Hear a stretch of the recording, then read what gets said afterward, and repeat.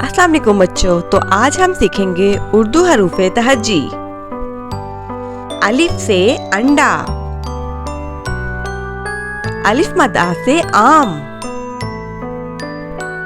बे से बकरी, पे से पकोड़े, ते से तितली, टे से टोपी, से समर, जीम से जुगनू, चे से चॉकलेट,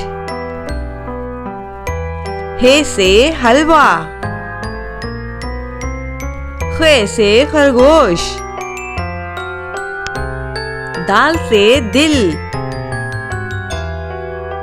डाल से डबल रोटी, जाल से जखीरा,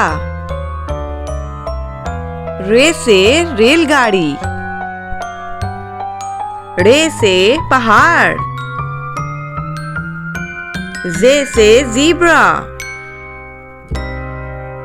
से सालाबारी, सीन से सजदा, शीन से शहद, स्वाद से संदूक, ज़्वाद से ज़ईफ, तोए से त्यारा, ज़ोए से ज़रूफ, ऐन से औरत, गैन से गुब्बारे, फे से फुवारा,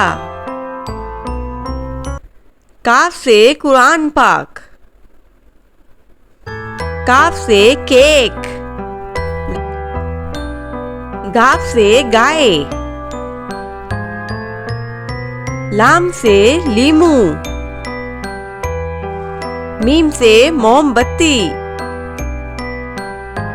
नून से नाशपाती, वाव से वकील, हे से हाथी, हमजा से चाय, छोटी ये से योयो,